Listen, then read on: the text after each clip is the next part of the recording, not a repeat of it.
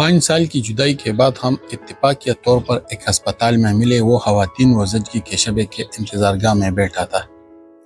میں نے اپنے نقاب کے پیچھے سے اسے دیکھا اور ماضی کی یادوں میں کھو گئی۔ وہ وقت یاد آیا جب وہ میرا رشتہ لینے آیا تھا۔ میری خوشی کا کوئی ٹھکانہ نہ تھا کیونکہ میں ہمیشہ اس کی الیکٹرانکس کی دکان کے سامنے سے گزرتی تھی اور میرا دل ہر بار تیز دھڑکنے لگتا تھا۔ میں اس کی دیوانی تھی اور ایک لمحے کے لیے بھی اس سے شادی کی پیشکش کو قبول کرنے میں ہچکچاہٹ محسوس نہیں کی۔ وہ نہ صرف خوبصورت تھا بلکہ محلے کی بیشتر لڑکیوں کا خواب تھا۔ ہماری منگنی 2 سال تک جاری رہی۔ وہ اکثر مجھے کال کرتا اور ہم بات کرتے تھے، یا پھر وہ مجھے واٹس ایپ پر صوتی پیغامات بھیجتا تھا۔ کبھی کبھار وہ شکایت کرتا تھا کہ میں لکھنا یا پڑھنا نہیں جانتی، اور وہ ہنستے ہوئے کہتا، میری ان پڑھ محبوبہ۔ اسے اندازہ نہیں تھا کہ اس کا یہ جملہ مجھے کس قدر شرمندہ کرتا تھا۔ میری سوچوں کو ایک نرس کی آواز نے توڑا۔ وہ بولی، فاطمہ البوری کی، کیا آپ اپنی شناختی کارڈ دے سکتی ہے؟ کچھ معلومات ریکارڈ میں نہیں ہے۔ میں نے اسے شناختی کارڈ دیا اور آگے بڑھ گئی، لیکن اس نے مجھے دوبارہ دیکھا۔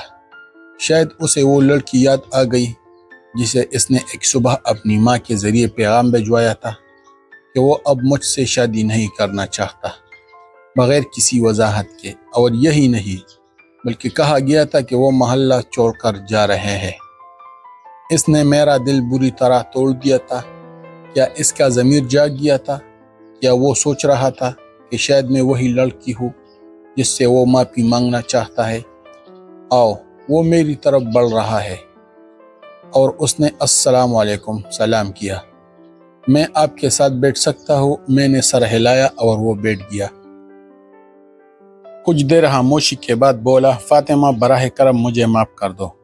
میں جانتا ہوں کہ میں نے تمہارے ساتھ بہت غلط کیا اور مجھے احساس ہے کہ میری غلطی ناقابل معافی ہے، لیکن یہ ندامت مجھے ہر روز قتل کرتی ہے۔ میری آنکھوں میں آنسو بھر آئے اور میں نے صرف ایک لفظ کہہ سکی کیونکہ وہ لمحوں تک خاموش رہا، اور پھر دھیرے سے بولا، مجھے خود بھی کوئی بہانہ نہیں ملا۔ میں نے تنزیہ لہجے میں کہا، کیونکہ میں ان پڑھ ہوں، ہے نا؟ اس نے اپنا سر جھکا لیا اور کچھ نہ کہا۔ میں نے مزید کہا، معاف کرنا عظمت کی نشانی ہے۔ میں نے تمہیں بہت پہلے معاف کر دیا تھا۔ ویسے تم یہاں کیا کر رہے ہو اور اس شبے میں کیوں؟ اس نے سر اٹھا کر کہا، میری بیوی آپریشن تھیٹر میں ہے اور وہ بچے کو جنم دے رہی ہے۔ میں نے لمحے بھر کے لیے سوچا کہ وہ عورت کیسی ہوگی جسے اس نے میری اوپر ترجیح دی۔ میں نے پوچھا، مبارک ہو، کون ہے اس کا ڈاکٹر؟ وہ مسکرا کر بولا، ڈاکٹر الفتح۔ میرا دل اس کے جواب سے تیز دھڑکنے لگا۔ یہ بہت اچھا ہے، وہ اسپتال کا سب سے بہترین ڈاکٹر ہے۔ میں بھی اسے حمل کی دیکھ بھال اس سے کروا رہی ہوں۔ اس نے جواب دیا، مبارک ہو، تم بھی حمل کی دیکھ بھال ڈاکٹر کے پاس کرواتی ہو؟ کیا تمہارے شوہر کو اس پر کوئی اعتراض نہیں؟ پھر اس نے کہا، معاف کرنا، میں نے تمہاری ذاتی زندگی میں دخل دیا۔ میں نے اسے غفلت کے عالم میں دیکھا۔ کیا یہ حسد تھا، تجسس یا تمسخر؟ میں نے جواب دیا، میرے شوہر کو کوئی اعتراض نہیں، کیونکہ وہ خود ہمارے بیٹے کی صحت کا خیال رکھنا چاہتا ہے۔ میں نے اپنی بات ختم کی اور اپنے پیٹ کو غور سے دیکھا۔ میں نے اس کی مایوس شکل نہیں دیکھی۔ کچھ لمحوں کی خاموشی کے بعد اس نے سوالیہ انداز میں کہا، ڈاکٹر الفتح تمہارا شوہر ہے؟ میں نے جواب دینے ہی والی تھی کہ میں نے اپنے شوہر کو دیکھا۔ وہ اپنی سفید ڈاکٹری یونیفارم میں میری طرف بڑھ رہا تھا۔ اس کی مسکراہٹ اور اس کی آنکھوں میں محبت تھی جس کا میں دیوانہ ہوں۔ میری جان، معاف کرنا، مجھے دیر ہو گئی۔ ایک سرجری تھی۔ اللہ، میں نے کون سی نیکی کی تھی جو مجھے اتنا محبت کرنے والا شوہر ملا۔ میرے آنسو بے قابو ہو گئے۔ میں نے اس کی پرواہ کیے بغیر کہ آس پاس لوگ کیا سوچیں گے، اسے پوری شدت سے گلے لگا لیا، جیسے میں نے اسے سالوں بعد دیکھا ہو۔ کیا تم ٹھیک ہو؟ میری جان، اس نے مجھے پکڑا اور اپنے دفتر کی طرف لے گیا، جہاں مجھے کرسی پر بٹھایا اور پانی کا گلاس دیا۔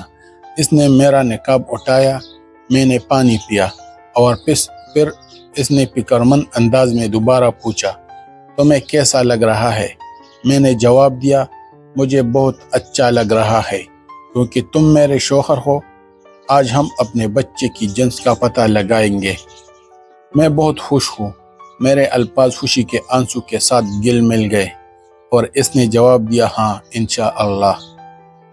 میری جان، اس نے میری آنسو پوچھنے اور میرے ماتھے پر بوسہ دیا، پھر کہا، کیا تم تیار ہو ہمارے بچے یا بچی سے ملنے کے لیے؟ میں نے خوشی سے کہا، بالکل تیار ہو۔ پھر اس نے مجھے اٹھا کر بحث کے بستر پر لٹایا اور بڑی توجہ سے میری جانچ کی۔ میں اسے دیکھتی رہی اور بار بار پوچھتی رہی، بچہ کیا ہے؟ پھر اس نے خوشی سے کہا، ہمارا بیٹا ہوگا۔ میری جان، میں نے اسے گلے لگا لیا اور خوشی کے آنسو میری گالوں پر بہہ رہی تھی۔ بیٹا تم جیسا ہوگا، ٹھیک؟ اس نے جواب دیا، نہیں، میں چاہتا ہوں کہ وہ تم جیسا ہو۔ میں ہنستے ہوئے بولی، کیا ہم نے یہ فیصلہ نہیں کیا تھا کہ اگر لڑکا ہوا تو وہ تم جیسا ہوگا اور اگر لڑکی ہوئی تو وہ مجھ جیسی ہوگی؟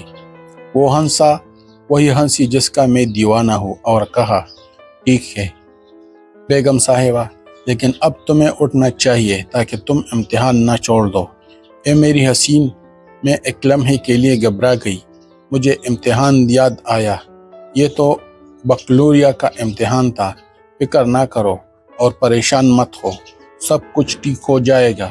میں نے سر ہلا دیا، کیا تم میرے ساتھ چلو گے؟ اس نے جواب دیا، یقیناً، میں اسکول کے سامنے انتظار کروں گا جب تک تم اپنا امتحان ختم نہ کر لو۔ ہماری شادی کو 4 سال ہو چکے تھے اور میں نے کبھی ہمارے درمیان تعلیم کا فرق محسوس نہیں کیا۔ وہ ہمیشہ محبت کرنے والا رہا، میں نے اس کے ساتھ کبھی کمی محسوس نہیں کی۔ وہ میرے لیے ایک بہترین شوہر ثابت ہوا اور میں نے کبھی بھی اسے بہترین بیوی بننے کی کوشش کی۔ اس کے ساتھ رہتے ہوئے میں نے اپنے تمام زخموں سے شفا پائی اور اسے اپنی زندگی میں خدا کی جانب ایک ایسا علاج مانا جس کے بعد کوئی تکلیف نہیں۔ اگر ہماری یہ ویڈیو آپ کو اچھی لگی ہے تو ہمارا آفیشیل یوٹیوب چینل کو سبسکرائب کریں، بیل آئیکن کے بٹن کو دبائیں تاکہ آنے والے تمام ویڈیوز آپ تک وقت بوقت پہنچ سکے۔ شکریہ والسلام۔ Discover Voice official YouTube channel, subscribe please, thanks.